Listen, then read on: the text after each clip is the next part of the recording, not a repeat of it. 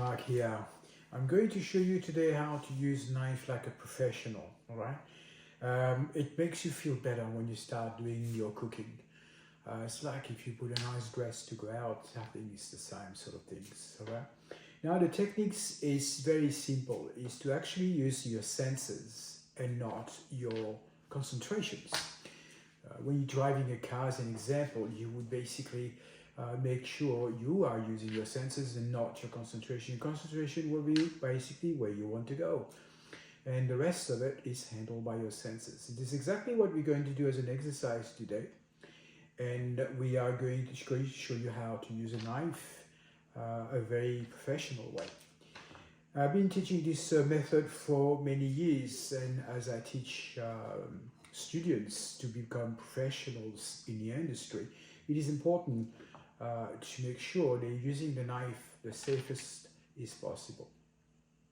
The handle of the knife is very important. I'm sure you've been seeing chefs handling knives, and a different method a chef would handle a knife and come and see in the kitchen is actually you handle a knife with your fingers a little bit like on the side right here, all right? It's a comfortable one. Yes, it is. There's other people who would basically maybe use the index on top of it, right? But the correct method I'm going to show you and explain the why, because the why is the most important part for me, is actually using your thumb on top. Why would I use your thumb on top? It's your strongest fingers in your hand. That's to start with. And it will also giving you a much better grip for your knife as well. And as you can see, the handle of the knife, this is a global, beautiful knife. It's really nice way to handle it. And by putting your thumb on it, you can see how well it fits in your hand. And of course, how strong you can handle your knife as well. Look, when you're cutting a mushroom, it's very simple. But when you come to cut a carrot, for example, this becomes where it becomes harder. As a vegetable has veins inside, you can direct your knife slightly different places, and you can, find yourself a little bit challenged. Now, the way to handle it is you put your thumb on top. The exercise I'm going to show you is very simple. Now you know the why you've got the thumb on top for the handling, and of course it is your strongest fingers. Then when it comes to cuts, very hard part, vegetable, it will make your life nice and easy. Now, the important things is training your senses, all right, and not you concentrate on what you cut. Look, as long as your two hands are actually connected with each other, this is when you're actually safe. When you have your hands away from each other and you're holding, for example, a vegetable on one side, and then you would handle and have your knife on your right side, that's where I find it very dangerous, as you could easily, accidentally, out of concentration, and goes into your hand. And that's what you want to avoid at all costs. Now, how to avoid that is actually connect the two of them together. Now is the exercise. You put your thumb on top, handle my knife the way I just showed you before. Okay. Now the two hands supposed to be on a 90 degrees angle. The fingers is actually dominating. It will be these fingers here. And basically that's the one will stay on the top of whatever you're going to cut. That means if you got a carrot, tomatoes, and onions, these fingers would basically sit on the top of whatever you cut. Is the one also going to direct the knife. Now you can start to see the logic, yeah? Now the beauty part of it is to start with the exercise. The exercise is to learn to slide your knife back and forth this way. Do it this one here for a couple of minutes, all right? This one will basically make you feel comfortable and not having your knife go sideways, all right? But with that handling, you will find actually difficult to do anything else than do it right, because you're actually handling the knife correctly. Right? And as you can see, I've got a nice movement with this hand to go quite smoothly as well. All right. Now, when you've got this exercise done and you're comfortable with it, you're going to do this slow motion now. This is very important because you wanted to make sure your knife doesn't go any sideways. You want to make sure your knife goes nice and the way you can see the movement now. All right. Now, the next exercise is to do exactly the same, but now you start connecting the two hands together.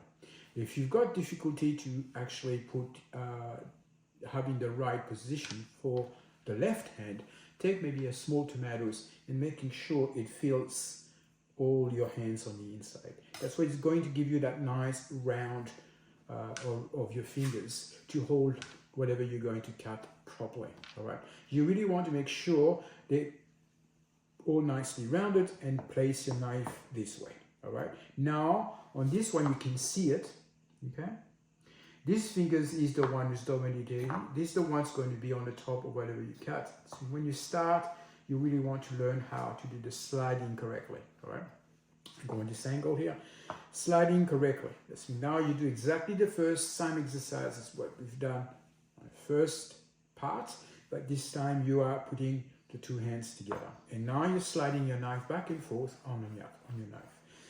Make sure you feel comfortable and try to have the same amount of pressure. It's not the amount of pressure you put it. Don't forget, it's just to basically direct your knife where you want to go. Slide it. Then move in a circle movement again like we've done for the first exercise until you're nice and comfortable. I would suggest to do this type of exercise for at least 3-4 minutes on the last one to really get your senses to be familiarized with the connection of the knife with the left hands and that blade nicely at the same amount of pressure at all time. And then now you'll have the techniques chefs use to do their fine cuts. Now after that, there's variations on how we actually use our knives. This is one of the methods. It's a good method to start with, all right? That way you get the right result.